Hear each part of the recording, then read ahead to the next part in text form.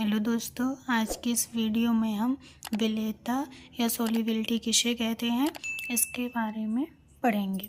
तो आइए वीडियो शुरू करते हैं। इसकी डेफिनेशन देख लेते हैं।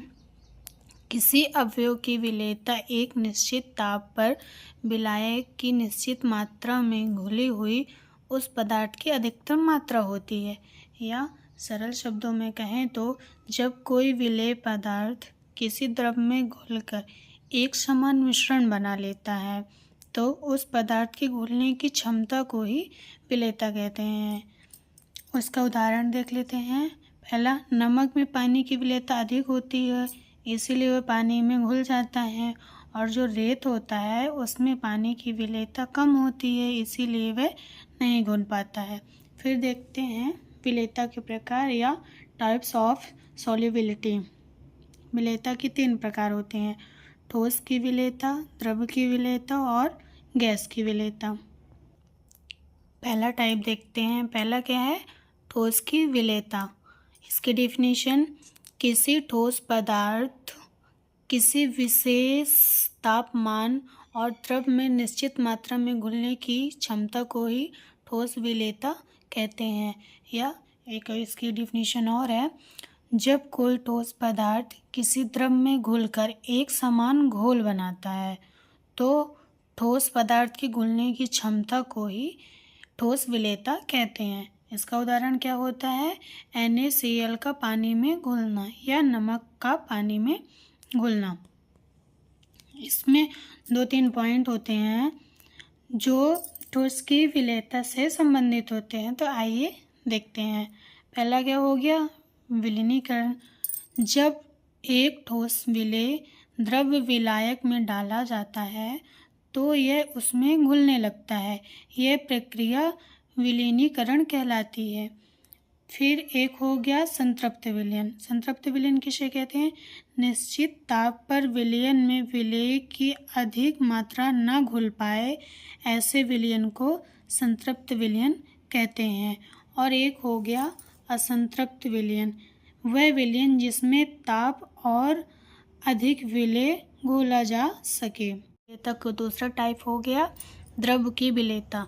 इसकी डेफिनेशन: जब कोई द्रव पदार्थ किसी दूसरे द्रव में घुलता है तो इस प्रक्रिया को द्रव विलेयता कहते हैं। या इसके डेफिनेशन देखते हैं।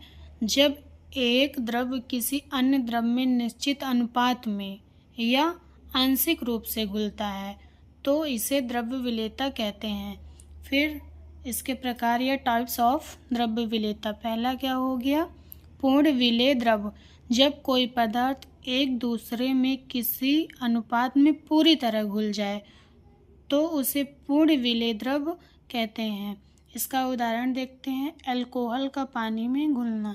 जो अल्कोहल होती है अगर उसको पानी में मिलाया जाए तो वो पूरी तरह घुल जाती है। फिर दूसरा इसका टाइप हो गया आंशिक विलेय, जो एक दूसरे में सीमित मात्रा में घुलते हैं। इसका एग्जाम्पल क्या हो गया? पानी प्लस ईथर, पानी का ईथर में घुलना। फिर तीसरा हो गया अविलेय, जो एक दूसरे में नहीं घुलते हैं। पानी प्लस तेल, अगर पानी और तेल को मिलाया जाए तो एक दूसरे में नहीं घुलते हैं। इस प्रक्रिया को ही अविलेय द्रव कहते हैं। का तीसरा टाइप गैस की विलेयता। इसकी डेफिनेशन देखते हैं। निश्चित ताप पर 1 लीटर विलयन में उपस्थित गैस की मोलों की वह संख्या जिससे विलयन संतृप्त हो जाए गैस की विलेयता कहलाती है।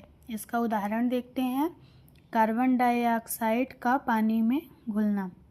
सर्वप्रथम गैस की विलेयता तथा ताप के मध्य मात्रात्मक संबंध हेनरी ने दिया था, जिसे हेनरी नियम कहते हैं। आइए हेनरी नियम देखते हैं। इसकी डेफिनेशन: निश्चित ताप पर किसी गैस की द्रव में विलेयता द्रव की सतह पर साम्यावस्था में इस गैस द्वारा लगाए गए दाब के समानुपाती होती है। या किसी गैस की वाष्प अवस्था में आंशिक दाब Pa उस विलयन में गैस के मोल अंश x के समानुपाती होता है तो Pa समानुपाती x या Pa बराबर KHX। जब समानुपाती हटाएंगे तो एक स्थिरांक आएगा जिसको KH कहते हैं। गैस की द्रव्य में विलेयता को प्रभावित करने वाले कारक कौन कौन से हैं, आइए जानते हैं। पहला कौन सा हो गया, तापकर प्रभाव। गैसीय विलयनों का ताप बढ़ाने पर गैस की द्रव्य में विलेयता कम हो जाती है। दूसरा कौन सा हो गया, दाब का प्रभाव। दाब बढ़ाने पर गैस की द्रव्य में विलेयता बढ़ जाती है। फिर तीसरा, गैस तथा द्रव्य की प्रकृति। शीघ्र द्रवित होने वाले या विलायक के साथ क्रिया करने वाली गैस जैसे HCl, कार्बन डाइऑक्साइड तथा अमोनिया आदि की विलेयता अधिक हो जाती है। वीडियो अच्छी लगी हो तो वीडियो को लाइक करें, शेयर करें और सब्सक्राइब करें। Thanks for watching.